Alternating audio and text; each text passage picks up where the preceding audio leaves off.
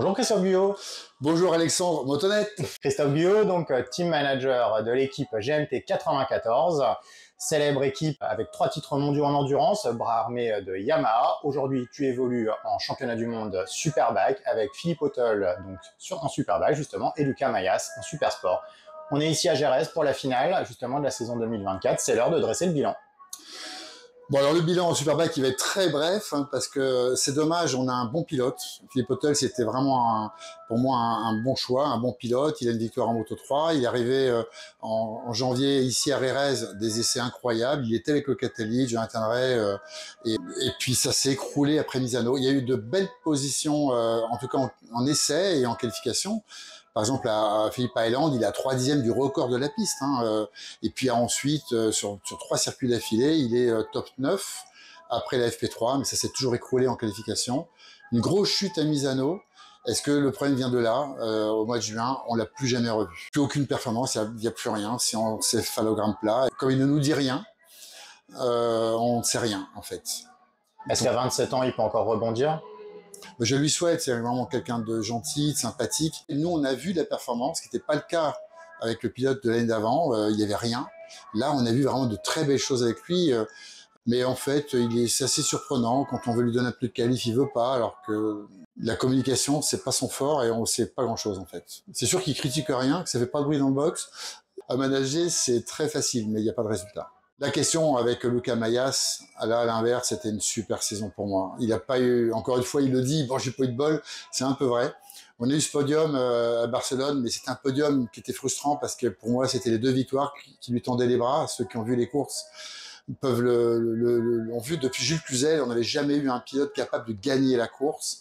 Et il l'a fait. Alors ensuite, il y a eu des hauts et des bas qui sont liés d'abord aussi aux chutes qu'il a eues. Il y en a eu une grosse aussi à Misano. Et puis à Manicourt, vous avez vu, il est parti en tête, il est tombé, le lendemain il est un peu tendu, il s'est percuté, il est blessé. Normalement la saison était finie, puisque c'était quand même une acromio-claviculaire, comme on dit, et il a une énergie de fou. Enfin, en fait, quand il est revenu une semaine après, c'était parce qu'il avait peur de perdre sa place. Je lui dis, mais Lucas, tu t'inquiètes pas, t'es avec nous. Puis en fait, il a roulé. Puis il a pas mal roulé, il a fait comme 6e. Bon, la 2e course, il a dû abandonner parce qu'il n'y avait plus d'épaule, mais ce qu'il fait, c'est fou. Une énergie. Moi, je suis trop content de la relation qu'on peut avoir, c'est ce qu'il peut communiquer à la jeunesse dont on s'occupe. Il aime donner aux autres, il veut donner aux jeunes. C'est pour moi le meilleur ambassadeur pour le monde de demain. Ce week-end, à Jerez, Yamaha a annoncé le retrait de l'emblématique R6 en championnat du monde Supersport au profit de sa nouvelle R9, donc une moto conçue à partir du moteur du Roadster MT-09 qui fait 119 chevaux. Et vous allez être tenus, vous, les équipes supportées par Yamaha, de vous engager avec la R9, que ça vous plaise ou non, soit dit en passant. Quel est ton avis? Alors pour être honnête, j'étais vraiment contre au départ. Ça m'a beaucoup gêné. J'ai même lutté pour que ça reste à 600 cm3 le Supersport, parce que je me suis dit, mais pour les jeunes, il y aura quoi? Maintenant, c'est Superbike 1000, Supersport 900, qu'est-ce qu'on propose aux jeunes? La 300 seulement?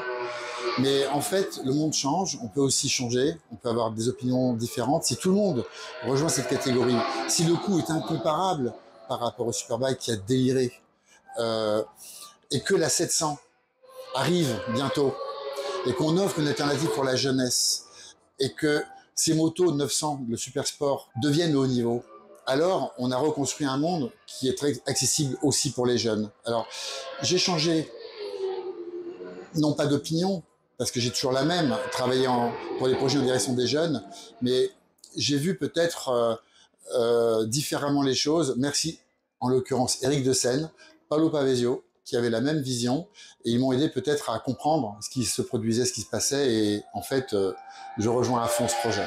Donc, pour vous, c'est pas une contrainte, c'est une bonne nouvelle en fait. Et c'est le monde de demain. On a maintenant, je pense, des aléas climatiques, écologiques, économiques, qui font que le monde de demain, c'est ça. J'ai pu voir des commentaires dans la presse quand la moto d'origine est sortie, que je peux comprendre. Pour les motards passionnés, alors ils ont tout de suite évalué la moto par rapport à une R6, par rapport à une R1. Alors elle est plus lourde, elle est moins puissante, mais elle est homologuée, elle va sur la route, elle est pour tout le monde. Aujourd'hui, une R6, c'est exclusif, la R1 encore plus. Vers quoi doit-on aller? L'ADN du Superbike, c'est quoi? c'est bien, j'achète une moto, je me fais plaisir pour aller au boulot ou à l'école ou au lycée avec, et puis le dimanche, je peux aller aussi sur un circuit pour quand on aime les sportives. Avec une R1, une R6, c'est plus possible. Donc maintenant, cette moto-là, qui est accessible économiquement, c'est top. Et puis vous avez 120 chevaux, honnêtement, c'est déjà pas mal. C'est pas beaucoup moins qu'une R6 d'origine, hein, quand même. Bah, puis il y a beaucoup plus de couple en plus. C'est incomparable. On est beaucoup plus près d'une superbike.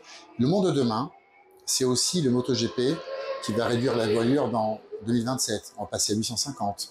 On va retirer les électroniques. Il va se passer plein de choses. On va réduire la puissance de tous les côtés.